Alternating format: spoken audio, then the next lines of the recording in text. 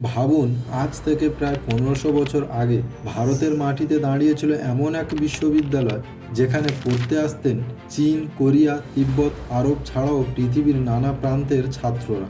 নালন্দা প্রতিষ্ঠিত হয় গুপ্ত সাম্রাজ্যের সময় সম্রাট কুমারগুপ্তার পৃষ্ঠপোষকতায়। এখানে শুধু ধর্ম নয়, পড়ানো হতো গণিত, জ্যোতির্বিজ্ঞান, চিকিৎসা, দর্শন, ভাষা ও যুক্তিবিদ্যা।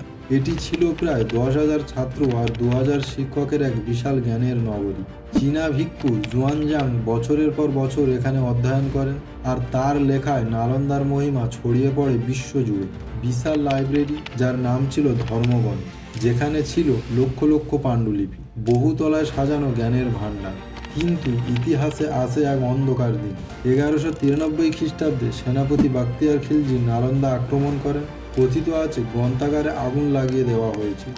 সেই আগুন মাসের পর মাস জ্বলেছিল। শিক্ষক ভিক্ষুরা নিহত হন, ছাত্ররা পালাতে বাধ্য হয়, আর ধীরে ধীরে নিভে যায় বিশ্বের অন্যতম শ্রেষ্ঠ জ্ঞানকেন্দ্রের আলো।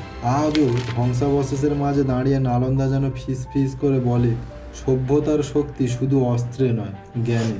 উত্থান ছিল জ্ঞানের, আর পতন ছিল আগুনের। কিন্তু নালন্দার গল্প আজও মানব সভ্যতাকে শেখায়, জ্ঞানকে রক্ষা করাই সত্যিকারের শক্তি।